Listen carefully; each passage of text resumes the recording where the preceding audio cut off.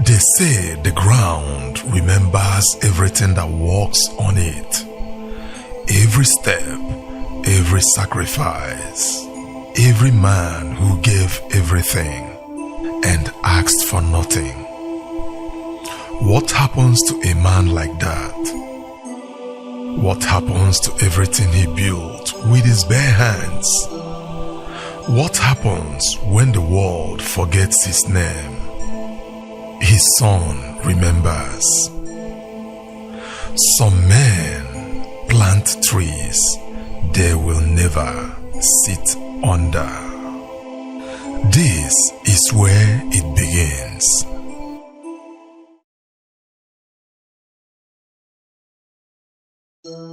There is a kind of man the world never celebrates.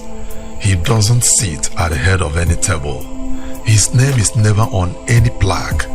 No one writes about him in the newspapers. No one toasts to him at dinners. But when everything is falling apart, quietly, invisibly, he is the one holding it together with both hands.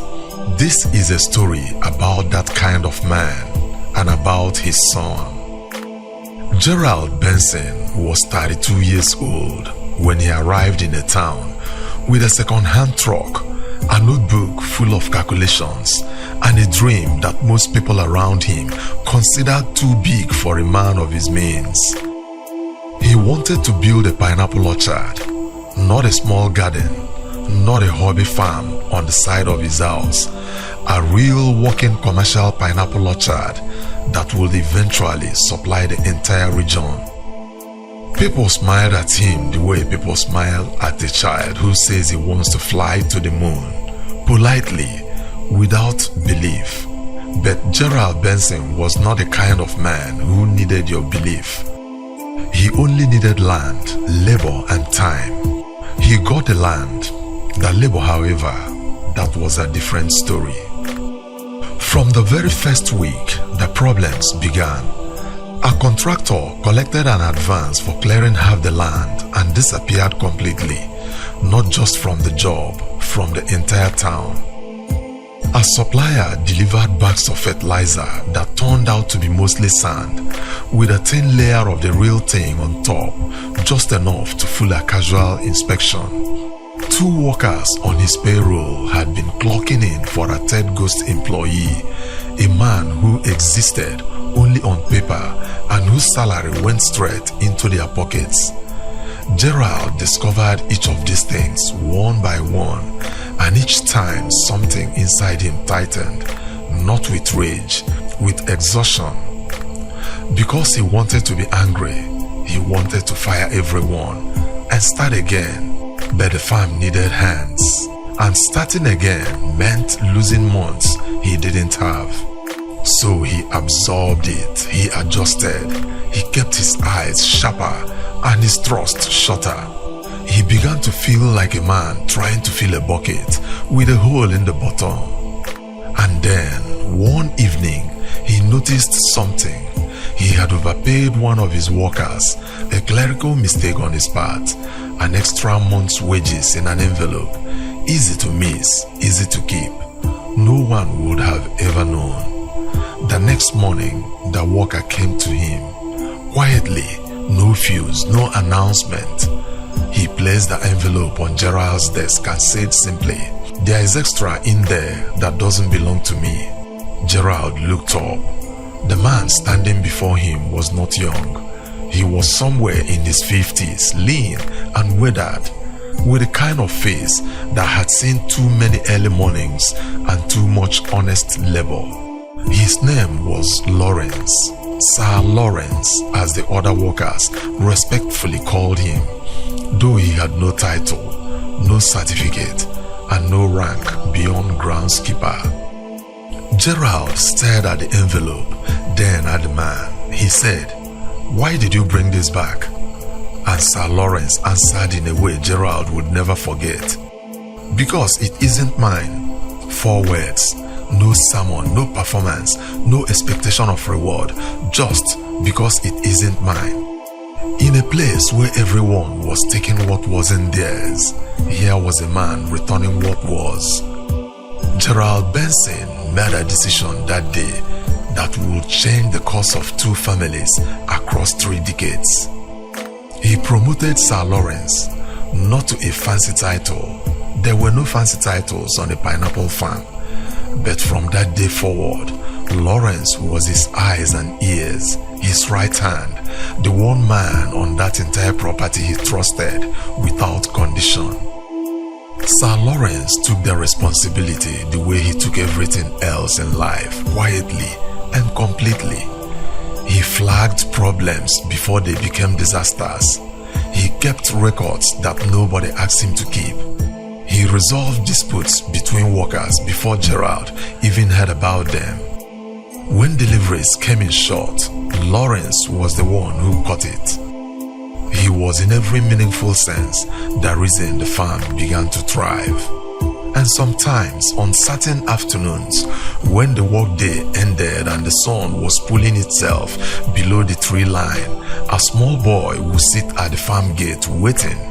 6 years old, skinny, patient, waiting for his father to finish. Gerald would pass him sometimes and ruffle his hair. The boy would look up with his father's steady eyes, that same quiet, unreadable calm.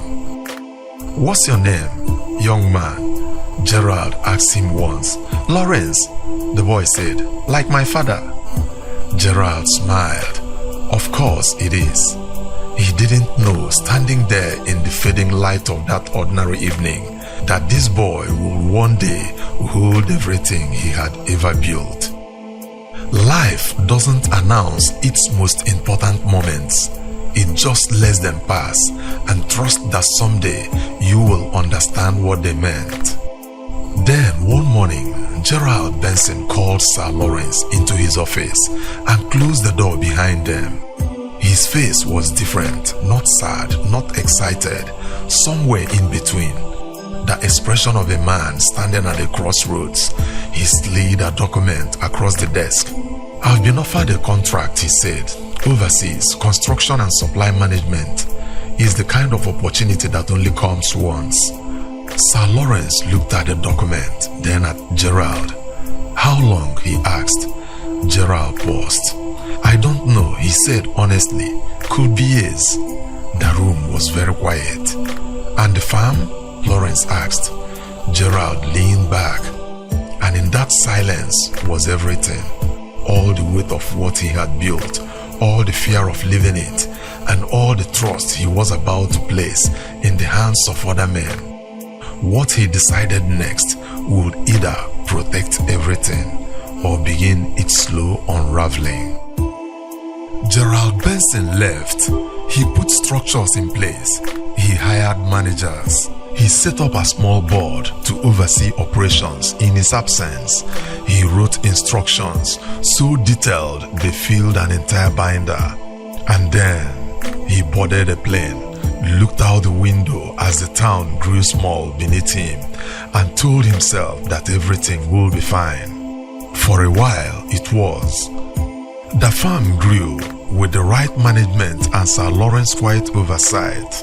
The orchard expanded, new crops were added, a small processing unit was built on the eastern end of the property, then a bottling line, then a distribution deal with a regional wholesaler. Within a decade, what had started as a pineapple farm had transformed into something that surprised even Gerald when he received the quarterly reports from overseas. He had become Benson Allied, a full beverage and agro-processing company, products on shelves, a workforce in the hundreds, a name that meant something in the region. And with that name came partners. One of the most prominent was Westland Agro. They were a local agro supplier company run by the commanding and immaculate-dressed Mrs. Margaret Westland, a woman who entered every room like she had been personally invited by God and was simply allowing others the privilege of her presence.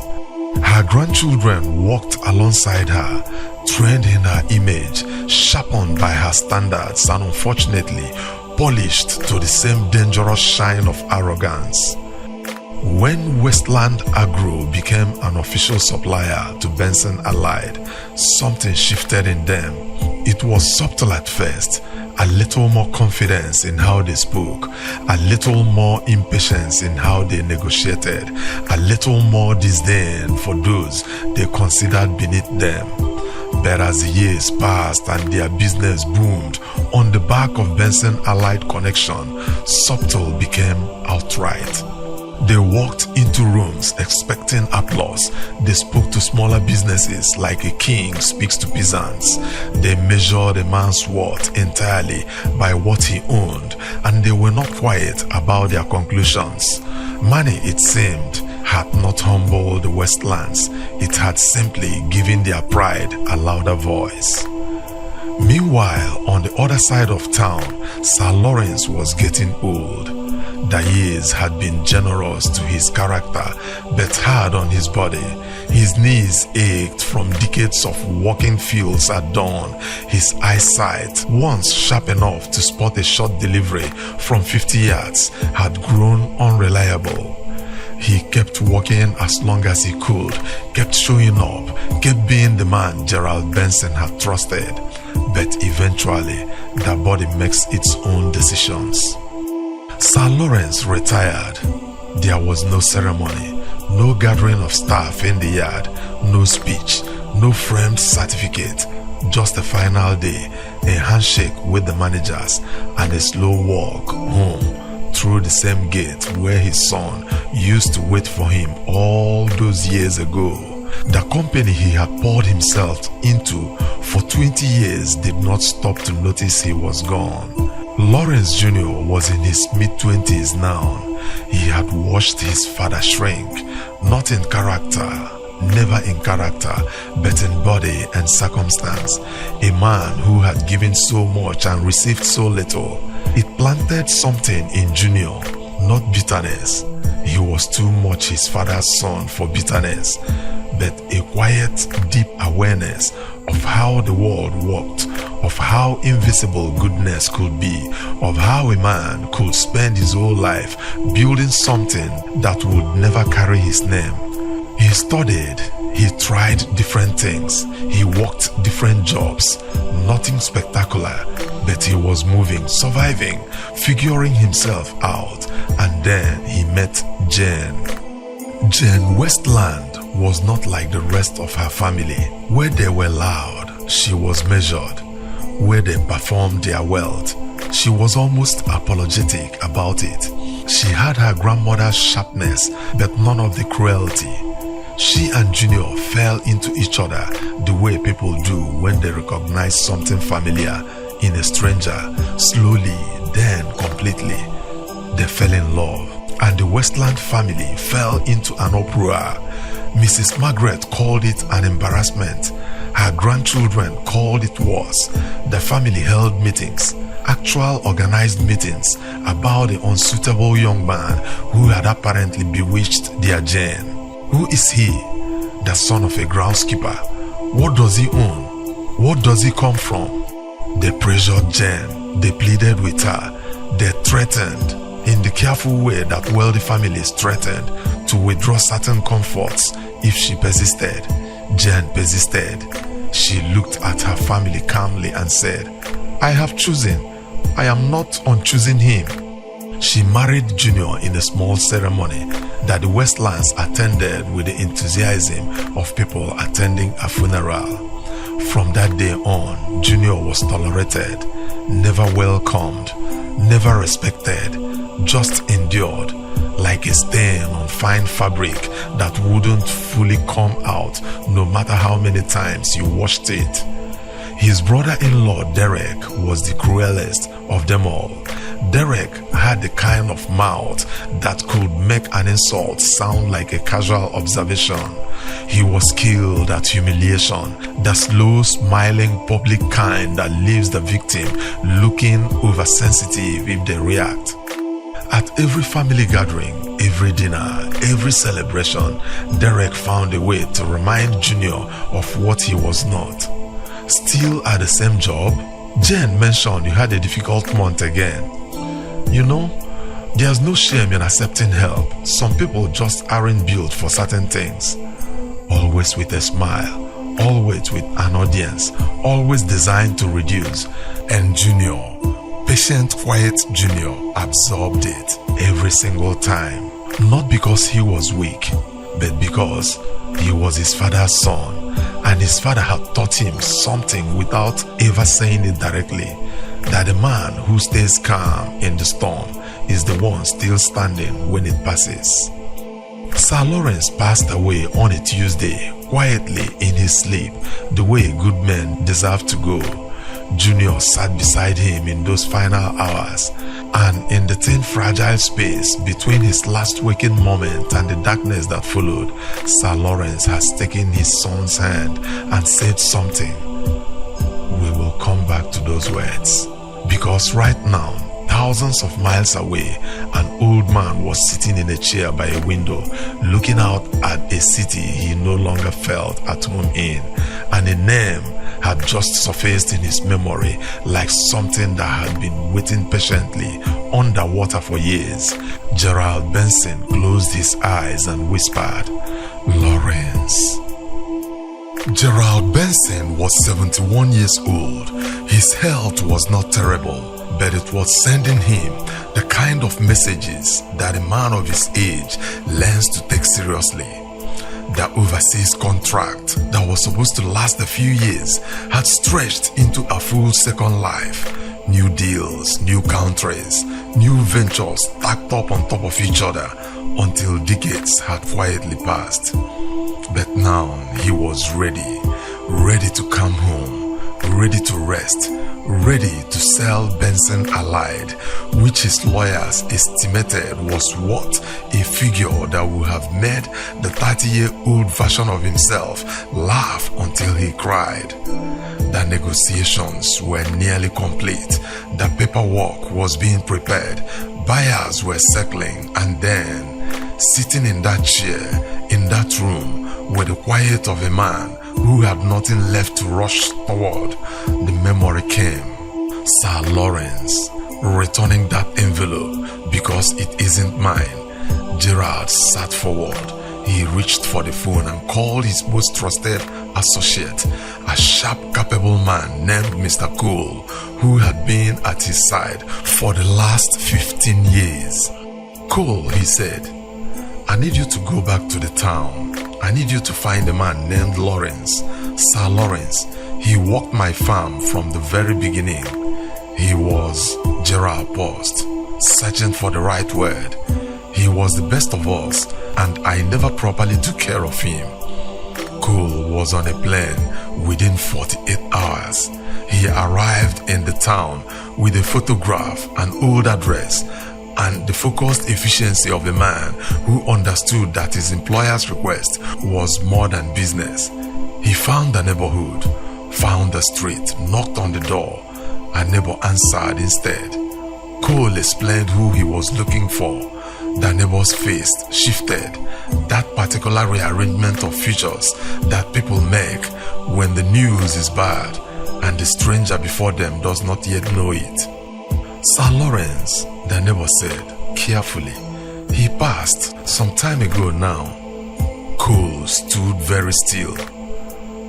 I am sorry to hear that, he said, and he meant it, even though he had never met the man. He thanked the neighbor and turned to leave. Then the door opened. From inside the house, a young man stepped out, lean, quietly watchful, with a face that carried something familiar in it, an expression Cole couldn't immediately place, but felt he should recognize. Who are you looking for? The young man asked. Cole turned. I was looking for Sir Lawrence, he said, but I understand he's no longer with us. The young man nodded slowly. He was my father, he said. Cole looked at him for a long moment. Then he said carefully, I think I may be looking for you. Lawrence Jr. did not trust him. How could he? A stranger appears at his father's door, says an old man he has never met wants to see him, and that it is important, urgent, life-changing even. It sounded like every scam he had ever heard described. He said no. Cole returned the next day with documents, property records, old photographs of Sir Lawrence standing proudly on the farm, younger, stronger, full of the vitality Junior remembered from his childhood. Letters in Gerald Benson's handwriting, payroll records from decades ago. Junior studied the photographs for a long time.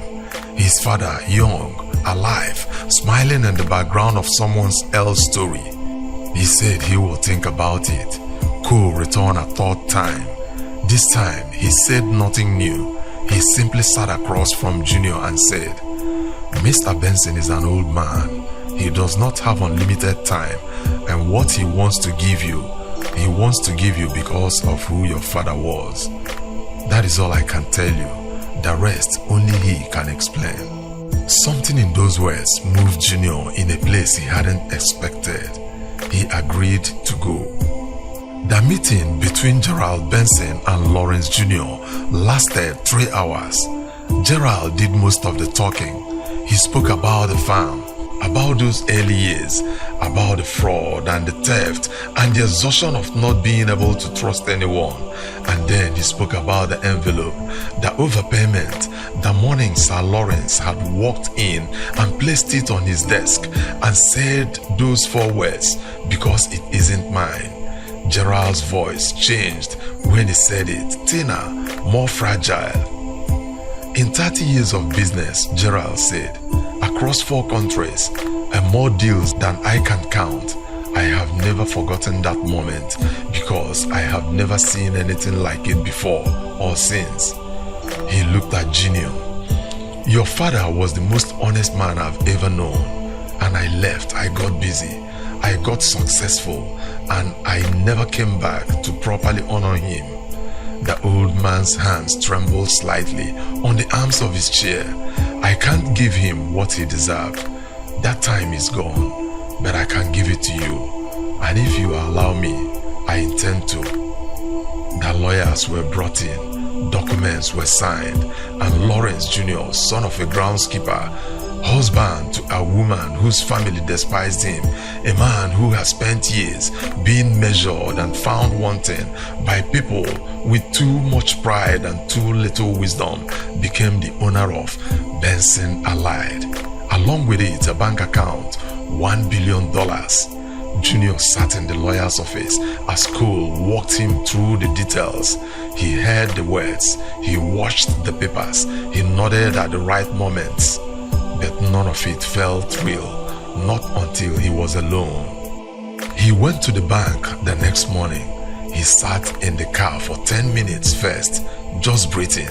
Then he walked in, approached the counter calmly, and requested a withdrawal, $1 million. The teller proposed the request, checked the screen, looked up at Junior, not with suspicion, but with the particular professionalism of someone processing a transaction they had never processed before. A moment passed, then, approved.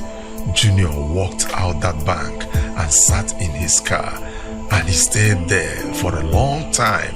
His hands were shaking, not from fear, from the weight of it, from the collision of everything all at once.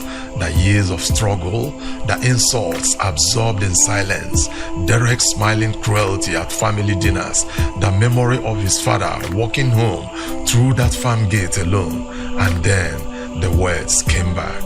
The words his father had whispered in those final hours, holding his hand in the dim light of a room that smelled of old wood and medicine.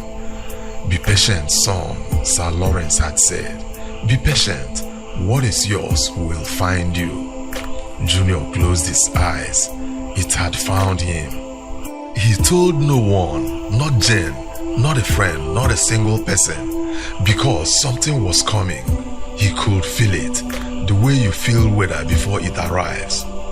Benson Allied had just announced a major expansion, a new product line, new supply contracts to be awarded, and Junior had seen the list of companies submitting bids.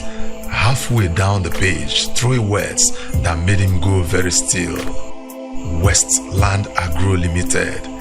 He read the name twice, then he set the paper down And for the first time in a very long time, Lawrence Jr. smiled.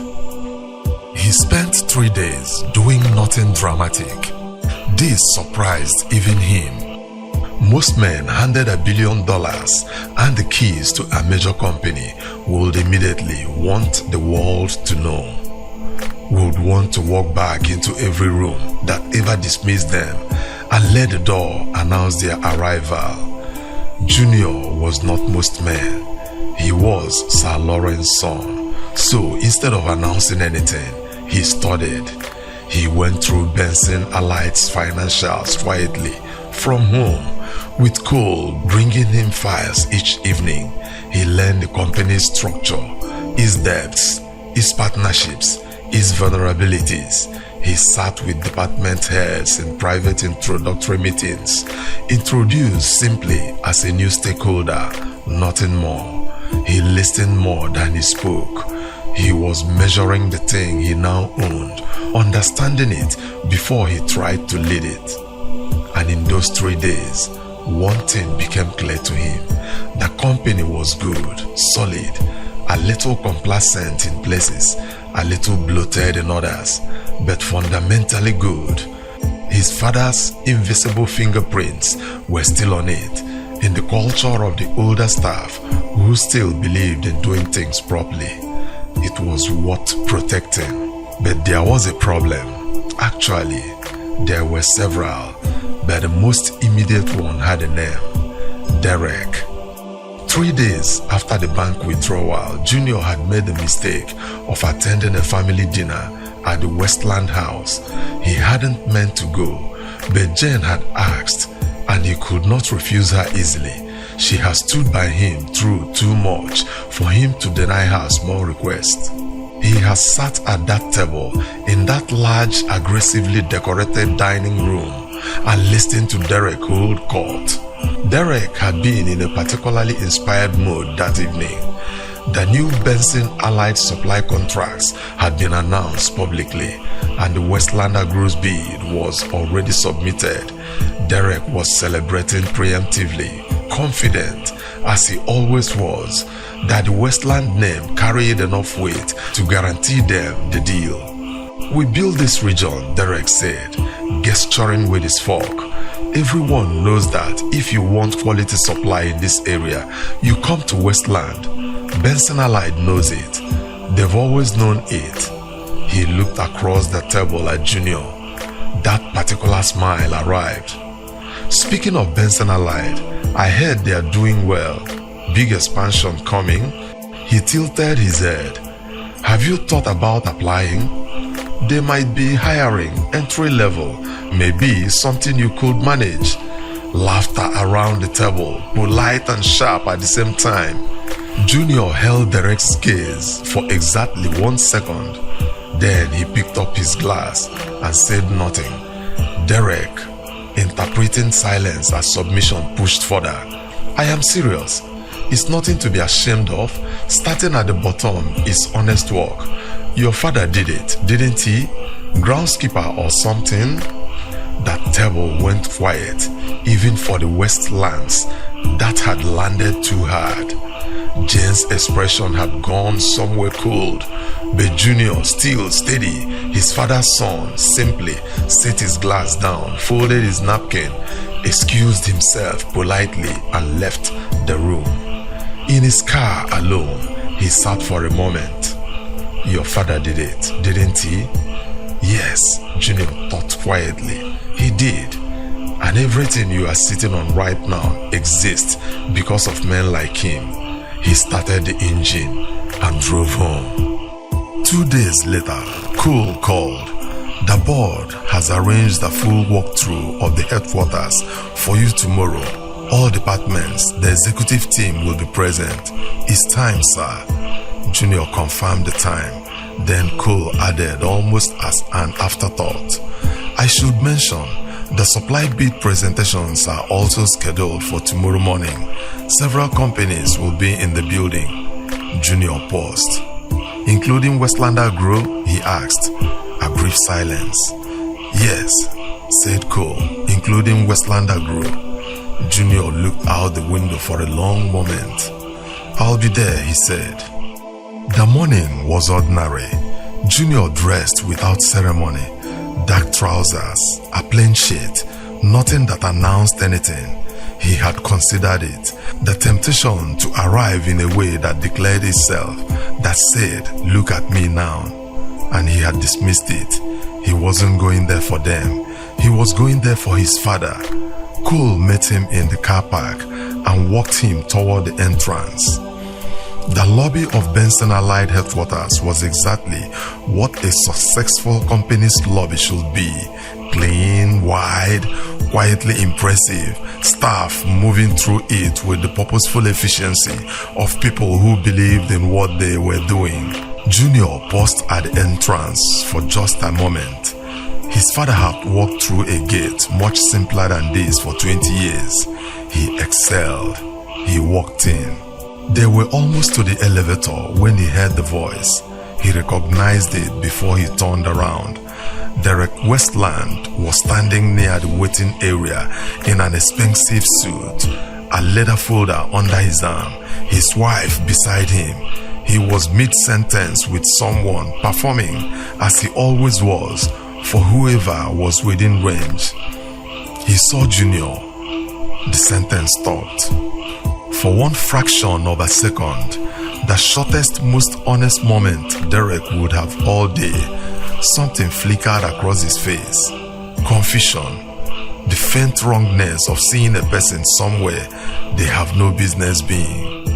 Then the mask returned. "Well," Derek said, with that smile that had never once reached his eyes, "look who it is." His wife turned. Her expression arranged itself immediately. That particular cocktail of amusement and disdain that the Westland had perfected over generations. Junior stopped. Cole, slightly behind him, was very still. "What are you doing here?" Derek asked. The question was designed to sound casual. It wasn't. "Did you come to apply for something? A job?" He glanced at his wife, sharing the joke.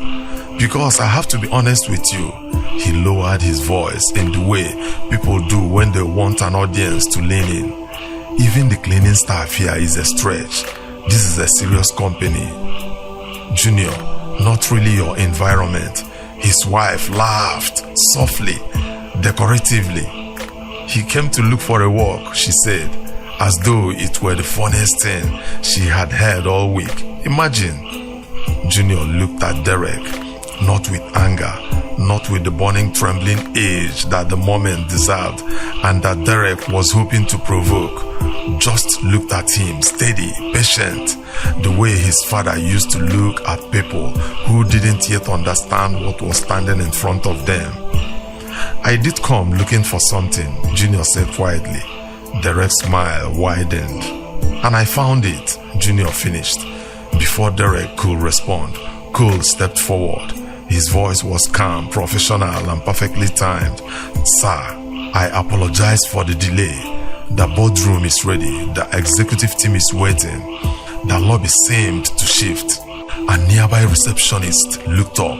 Two staff members who had paused near the elevator turned. A security officer near the door straightened slightly, all of them looking at Junior, not at Derek. Cole gestured toward the elevator with the particular courtesy reserved for people who matter. Junior nodded once. He walked forward. The boardroom was on the 14th floor. When the elevator doors opened, the executive team was already assembled. 12 of Benson Allied senior directors, the chief legal officer, and the outgoing chairman of the board. As Junior entered, the chairman stood, then the others, one by one, quietly, with the simple physical language of people acknowledging authority. The chairman extended his hand.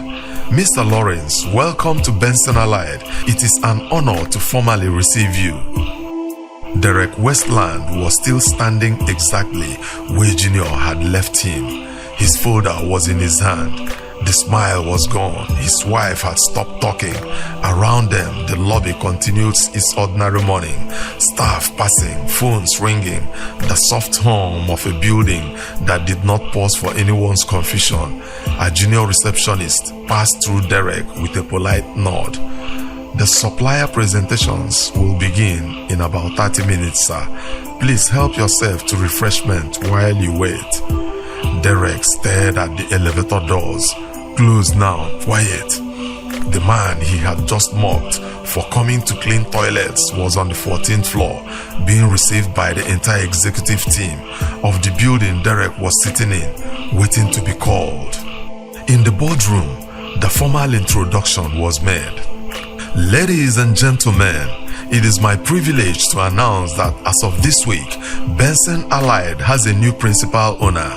By the personal directive of our founder, Mr. Gerald Benson, ownership of this company has been transferred in full to Mr. Lawrence, son of the late Sir Lawrence, who served this company with distinction in its earliest and most fundamental years. The room was quiet for a moment. Then applause, measured, professional, genuine. Junior stood at the head of the table where Gerald Benson's portrait hung on the wall behind him, an old photograph from the farm days, grainy and warm. He looked at it for a moment, then he addressed the room. I'll be brief today because there is a great deal of work ahead of us, and I believe in letting work speak first. He paused. But I want to say one thing. The reason I am in this room is not because of what I have done. It is because of what my father did. Quietly, consistently, without recognition for 20 years. He never asked for anything in return. He simply did what was right because it was right. This is the culture I intend to build from, and I will not apologize for how long that takes. After the meeting, the supply bid presentations were conducted. Every company on the list was given a fair hearing. Their documents were reviewed. Their proposals were passed to the procurement team. Junior did not sit in on the presentations, but at the end of the day, as the building was emptying, Cole informed him that Westland Agro's presentation had gone ahead as scheduled. Junior nodded. Their bid goes to legal for review, he said. Like every other applicant, no special treatment, but no disadvantage either. Cole looked at him. That's generous, he said carefully. Junior shook his head. It's fair, he said. There's a difference. He picked up his jacket. My father was a fair man. I intend to be one too. 3 weeks later, Lawrence Jr. called a full staff assembly. Every department, every shift, the yard workers, the drivers, the administrative staff, the bottling line operators, all of them gathered in the wide open space behind the main building on a Thursday morning. Junior stood on a small platform and looked out at the people who made the company run. I want to introduce something new, he said, something that should have existed a long time ago. It is called the Sir Lawrence Foundation. Its purpose is simple: to find, recognize and reward the people in this company and in this community who do exceptional work without ever asking for recognition, the ones who return overpayments, the ones who flag problems quietly, the ones who show up early and stay late and never put their name forward for anything, the ones the world never sees until it's too late. He paused. The yard was completely silent. My father was the most important person this company ever had, and no one in this building knew his name. That changes today. Derek Westland never publicly acknowledged what had happened in that lobby. He told the story differently to different people, softened, rearranged, stripped of its humiliation. Westland Agro's bid was eventually reviewed. They were offered a smaller contract than they had hoped for, not as punishment, but because 2 other suppliers simply submitted better proposals. Mrs. Margaret Westland, they said, did not take it well, but that is a story for another day. Jane, who had known nothing, who has stood by her husband through years of insult and uncertainty, sat in the front row of that staff assembly and wept quietly into her hands, not from sadness, from the particular overwhelm of watching someone you love finally be seen. And Gerald Benson, old, tired, thousands of miles away, received a single message from Cole that evening. 4 words: he is his father. Gerald read it twice, set the phone down, looked out at whatever sky that city was offering him that night. He smiled. Because that is the thing about loyalty. The real kind, the Sir Lawrence kind. It doesn't expire. It doesn't need an audience. It doesn't ask for anything in return. It simply waits, patient and certain, for the world to catch up. And eventually, always, it does.